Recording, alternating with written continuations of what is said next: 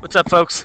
Like I told you before, I am currently out of town for a conference, so I am going to do my best to try to videotape a lesson, and hopefully it goes well. So I really am going to need you to stay with me here and really, really, really focus. Kelsey, please stop talking for a second so we can get through this. But it is actually important that you make sure you're paying attention because I don't know if you're still writing or not, but you can always pause if you need to.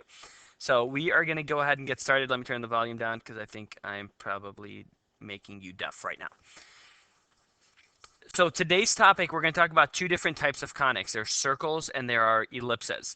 Now, just as a reminder, what we talked about on Monday, so 2 days ago now, is we talked about parabolas. And in terms of parabolas, there were two different kind of main types. There were vertical parabolas, which is what we've been used to in the past, and there are horizontal parabolas. So you don't need to write this down. This is just more of a review of what was going on before. Vertical parabolas. It was really important that when we talked about this, you understood this whole idea that vertical parabolas had an x squared and the y was just normal, so it was an exponent of 1. Horizontal, on the other hand, is when the y was squared and the x was normal. But what we did notice is that the x was squared was vertical, when the y was squared it was horizontal. Now, circles and ellipses are going to change things up a little bit, and this is the part that's important because individually all of these shapes are pretty easy. When they all come together on a test or a quiz and I just say graph them, I'm not going to say here's a circle, graph it. Here's a parabola, it's vertical, graph it. You have to look at the equation and be able to differentiate which one is which. So making sure that you understand the difference is going to be important. So let's talk about a circle. The pretty simple concept. A circle says, hey, there's this dot, and this dot is called my center. And what I'm going to do is I am going to measure points that are equidistant. So let's say that we measure 3 centimeters, and I put a dot here. Then I measure 3 centimeters, and I put a dot here. And then I measure 3 centimeters, and I do this over and over and over and over again. When I connect all of these dots together, you end up having a circle. It looks a little better than the one I drew, but that's kind of the whole idea of the circle. So a few important parts of the circle that we need to know are, one, being the center point, which in our case for now is going to be at 0, 0, so that makes life a little easier. The other important thing that we need to know about a circle is its radius, which is the length from the center all the way to the end. If you look at the equation of a circle, there's a couple things that you want to pay attention to. First of all, the x is squared and the y is squared. Now, we haven't dealt with that quite yet, so that's going to tell you that something is a circle.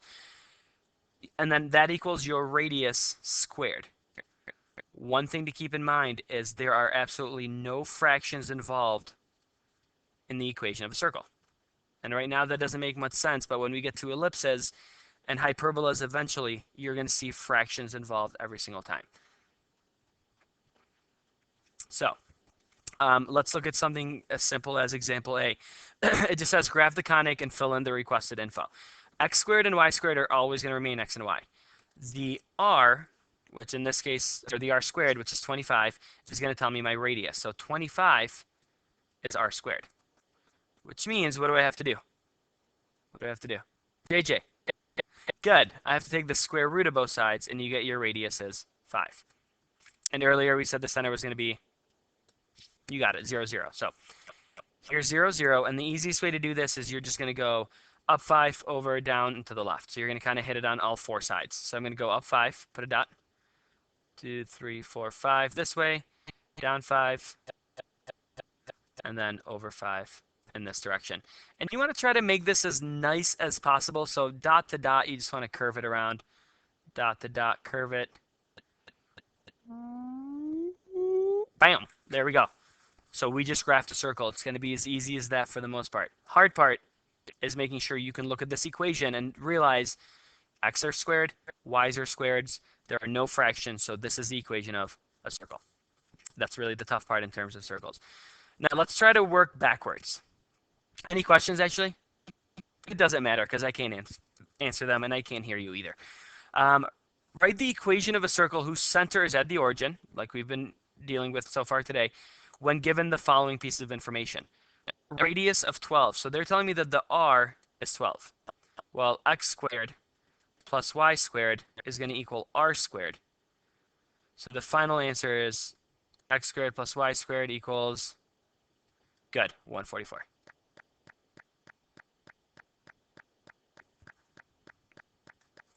So far, so good?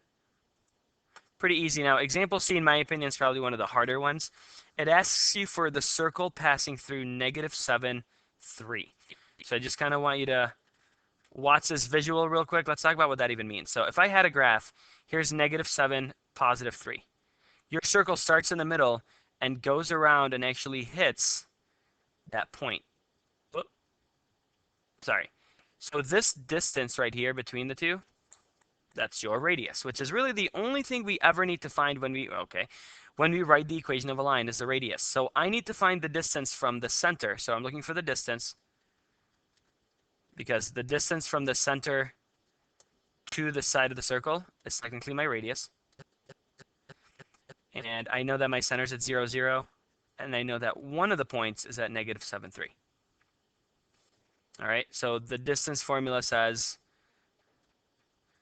take the difference of the x's and you square them, and then the difference of the y's and you square them, and you simplify and take the radical. Now, the nice thing here is the difference of the x's is -7 minus 0, so it's just -7 squared, plus the difference of the y's is just 3 minus 0, which is 3 squared, and then the square root of all of that. All right, so take a second to look on that. Here you get 49. Here you get 9. So when I add those up, we're looking at the square root of 58. Now, this is your radius. We're not done yet because we just are actually trying to write the equation of the line. So to do that, let's move this down a second. X squared plus y squared equals the radius squared. And what's going to happen with the square root in the square? Anybody? Anybody? Good. You get 58. Well done.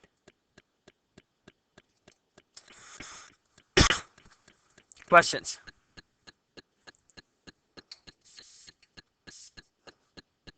We good? All right, and feel free if you'd like to rewind and listen to this and listen to my beautiful angelic voice over and over again if you'd like. I completely understand. All right, so that's kind of the section on circles. Now we're going to move to ellipses here in just a second. Ellipses, they kind of look like circles. In fact, if you took this circle, let's go back up to the circle, and I was able to grab it. Oh, not that. If I was able to grab the circle by two of the vertices, if I were to stretch them out, it would make technically an oval, which is really what an ellipse is. It forms this whole idea of an oval.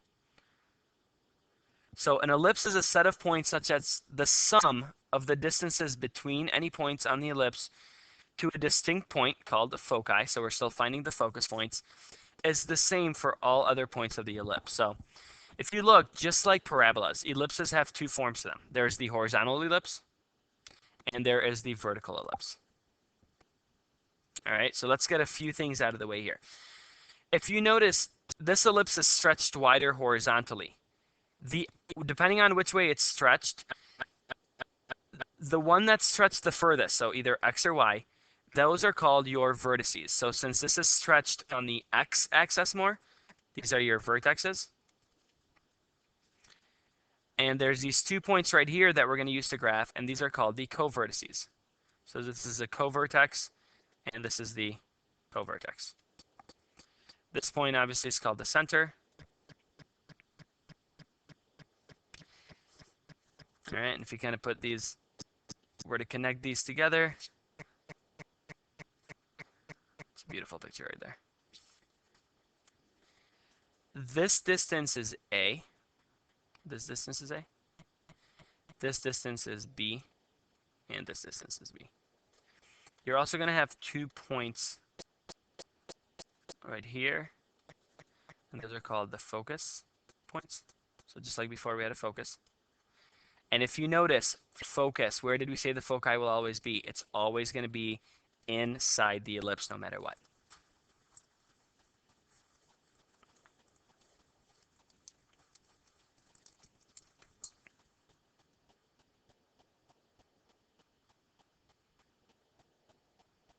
Good. I just wanted to make sure that you guys had a few seconds to make sure that you kind of wrote everything in and filled it in.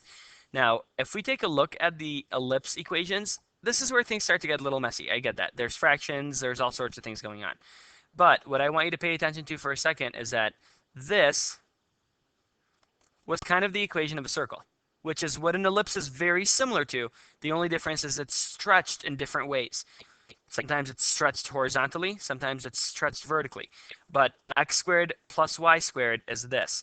The only difference is you actually now have fractions. And the answer will always be 1. So how do I know that something is an ellipse? X's are squared, the y is squared. There's a plus sign between them, and it always equals 1. And the main one is obviously there are fractions there. So always pay attention to that. So here's what we need to know. Here's kind of the best thing to do. I look at a horizontal ellipse, and I look at the denominator that's below the x values. If this number is bigger than this number, then the x values have a bigger stretch. Think about what I'm saying here. So the stretch is going to be horizontal. And if I stretch a circle horizontally, it's obviously going to look like this ellipse up here. Now, if we look at vertical ellipses, the number below the x is going to be smaller, and the number below the y is going to be the bigger number. And when we do examples with numbers, this will be a little easier, but that's what you're going to need to know. So the smaller number will always be the covertices. The bigger number will always be your main vertices. By the way, see this little thing above there that says must memorize, must memorize? Nah, you must memorize it. So please make sure that you memorize it. All right, and then we have the foci. Now, the foci is plus and minus. So if you notice, we technically have 2 vertices, and we know that because here's 1, here's 2. You have 2 covertices, and we know that because here's 1, here's 2. And you're also going to have 2 foci, which were this point that's in green and this point. And the foci is plus or minus c. Now we're looking going, what do you mean plus or minus c? Plus or minus c, well, let's talk about c for a second. C is when you take a squared minus b squared. So it's always bigger number minus a smaller number. All right. One other thing that's really important to know is the eccentricity. And all that is, all the eccentricity really is you want to write this in. It describes how oval the ellipse is. What I mean by that is, does it look like this? Does it look like this? Is it really ovally? The eccentricity just gives you an idea of how oval or circular it is. And with eccentricity, the closer it is to the number 1, the more oval. The closer it is to the number 0, the more it'll look like a circle. Not things that you really have to keep in mind all that much, but there's something to think about. I know, there's a lot, and it's starting to look like a mess, and it's very colorful, actually.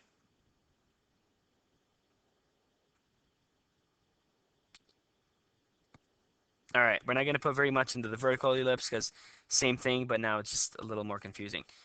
The only difference with the vertical ellipse is because it's vertical, these are the vertices, and these are the covertices.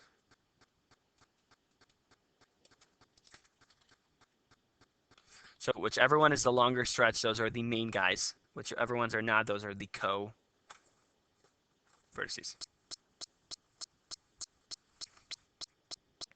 Okay, so let's take a look at how to graph these guys. In terms of graphing your ellipse, pretty straightforward. First of all, I look at this and I see, oh, I have an x squared, I have a y squared. There's fractions, and they equal 1, so this has to be an ellipse. Obviously, it's given there, but it won't always. Let's talk about it. So to graph, here's the simplicity of it. Plot the a's and the b's, then connect the dots. That's it. So remember, this is technically a squared. So what does a equal? Plus and minus 6 when I take the square root. So here's the way that makes the most sense to me, and this is a really good way for you to think about it. Since the 36 is below the x values, I'm going to move plus and minus 6 on my x-axis. That's pretty easy. So I'm going to go 6 this way, 6 in the other direction. And I'm going to label these. Actually, I'm not going to label them anything yet because we'll talk about how easy it'll be. Now, let's look at the y's. 9 is the number. What's the square root of 9? Good, 3. And that's the b value, so that's plus and minus 3. Let's do b equals plus and minus 3. And since it's above the y value, I'm going to move up 3, and I'm going to move down 3 on the y-axis. So up 3, down 3. And then from there, all you have to do is just connect them in a smooth...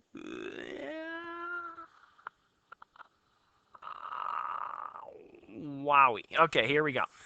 Yours are going to be a little bit more normal, all right? But now that once you have the graph, it's really easy to label everything else until we get to the foci here. But the center, as we said, for our purposes for now, is going to be at 0, 0. Vertices, well, there's 2 of them, but make sure you're careful with ellipses here because there are vertices and there are co-vertices. So the way I look at it is whichever one stretched the most wins. Those are the main vertices. So is this stretched more vertically or is it stretched more horizontally? Good, horizontally. So these 2 are your vertices, and I'm expecting these labels to be on your graph. So I have one at negative 6, 0 and at 6, 0.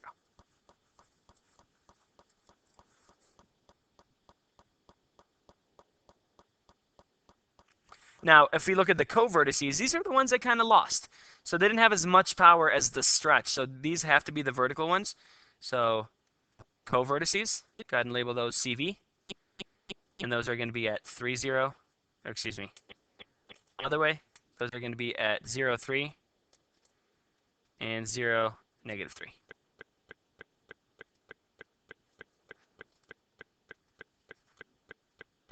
Sorry about this little ding. Every time I hit the menu bar, it goes ding. Miranda, keep your eyes open. Questions? All right, now the next thing that I need to actually figure out is the foci, which is just like before.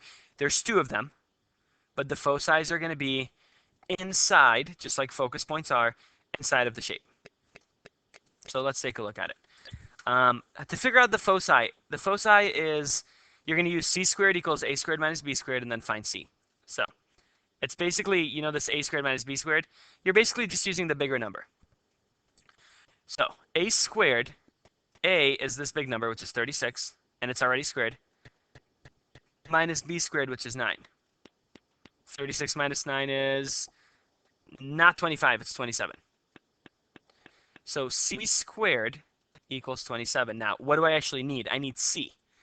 So when I take the square root of those, I get c equals plus or minus, because there's 2 of them, 3 radical 3.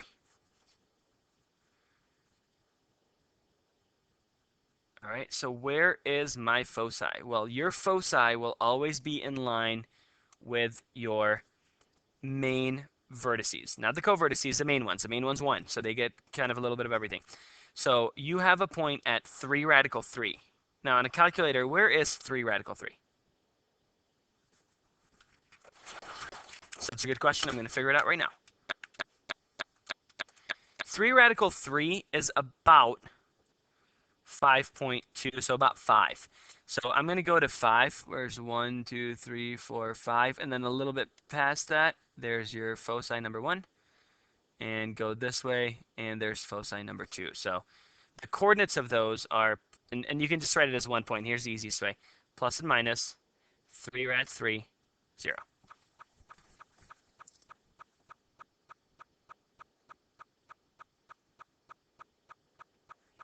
All right, and then the last thing was the eccentricity, which is c over a. Now, I know these are getting a little more complicated, but the nice thing about this is that you're kind of figuring everything out along the way, so you're not really having to do much more work. I already know what c is. That was your foci. And we already know what a is. That's the square root of this number, which is 6. So the square root of 27 over 6, which is 3 radical 3 over 6, which you end up getting radical 3 over 2. And you're able to leave it just like that. Now, earlier I mentioned typically, if the closer it is to 1, the more oval it is. Closer it is to 0, the more circular it is. So if you were to actually do this on a calculator, just to kind of get an understanding of what we're talking about, you get about 0.866. So this is closer, more oval than it is a circle.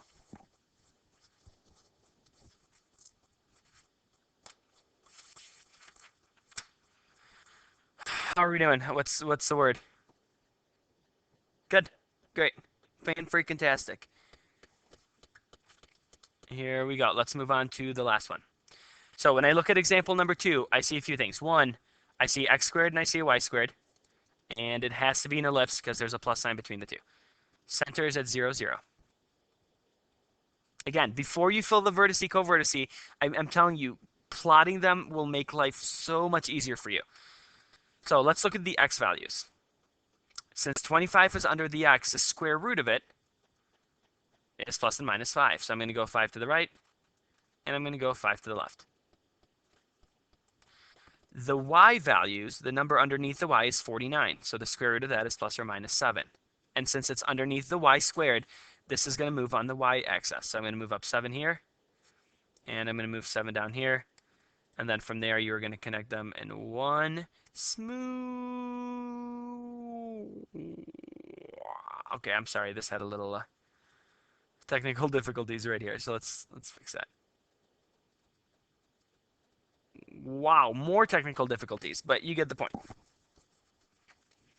And now that I've done that, which way does this stretch more? Is it horizontal or vertical? Since it is vertical, and I heard you say vertical, I got it. That means that the vertical points on the y-axis, those are your vertices. So your vertice is going to be 0, 7, 0, negative 7. By the way, a lot of times what you'll see is the answer written in as one coordinate. It'll be 0, plus and minus 7. That's just an or right here, so same difference. Either one's good. Which makes these the covertices.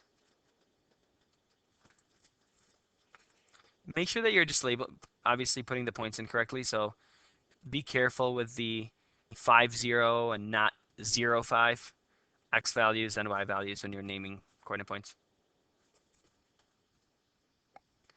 All right, foci.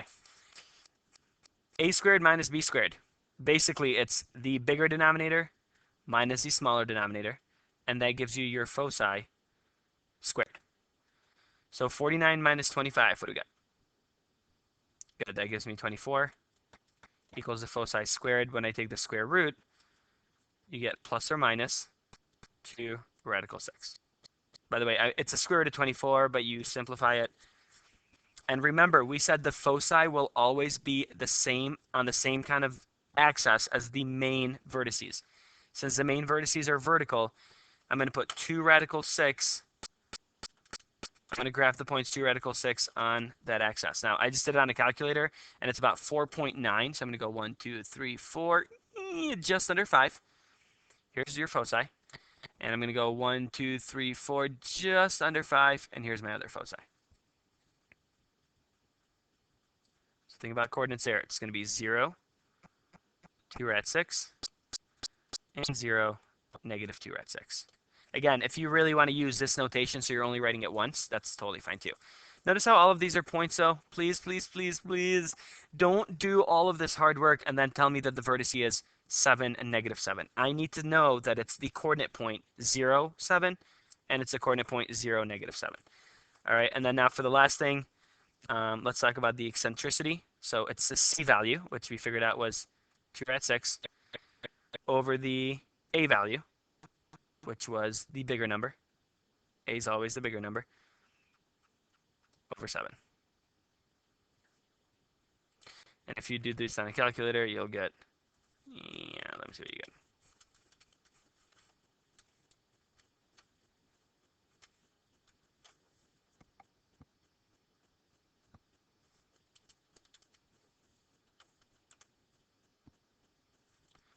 Sorry, calculator had some error. 0.699. So this one's oval as well, but it's definitely not as oval as the earlier one. Are we good with ellipses? Now, what I want you to understand is that tomorrow you're going to start working on your bookwork, and the keys, there's going to be there's 3 or 4 copies of the answer key, so you'll be able to check your work.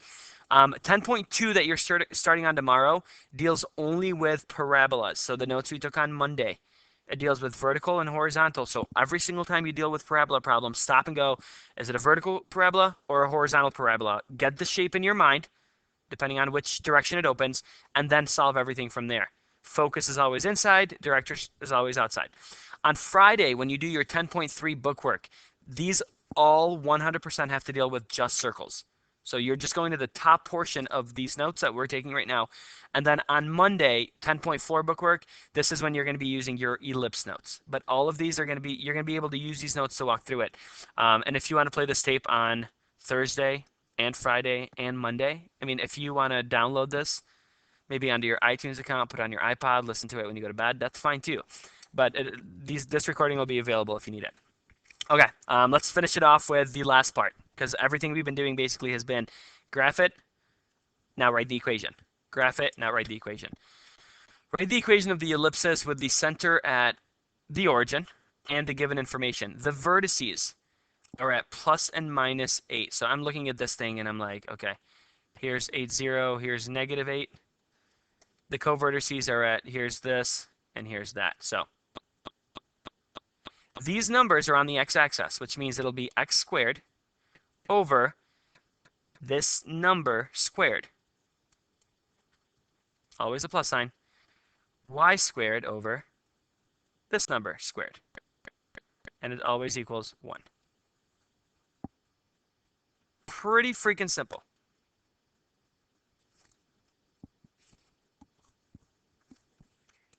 All right, now let's take a look at this one. Are we okay here? I'm sorry. I don't want to get ahead of myself, but you almost always want to draw a little sketch to get a visual. So even for letter B, the foci is plus and minus 10. Now, this isn't the vertices. The foci is at plus and minus 10, or foci, or whatever. The covertices are at plus 5 and minus 5. So here's positive 5. Here's negative 5. Now, I don't actually know if this is more of a vertical stretch or a horizontal stretch. I'm not going to know that. But I see that the focus is at 0, 10, and I have a focus at 0, negative 10. Sorry, let me draw this out a little bit. And if you remember, your foci will always be in line with your main vertices. So this is going to be a vertical stretch. Wow. Sorry, that was a terrible idea for me to draw that circle. I can't really draw the circle because I don't know where my main vertices are. All I have are the foci, but that doesn't help me. But how do I get the foci? Well, the foci squared, or the focus squared, equals the big number squared minus b squared. So the foci was 10. A, which is my main vertice, I don't even know what that is. But I know that the b vertice is 5. So I have 100 equals a squared minus 25.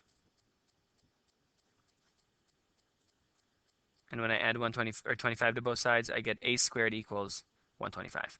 Now, I could take the square root, but if you remember, the equation for these is x squared over a squared plus y squared over b squared. So they're already squared for you. So this is my a. Is it the x stretch or y stretch? Remember, this thing is vertical, which means the big number, in this case 125, has to go over the y value. So x squared over, well, the short distance was 5. That's 5 squared.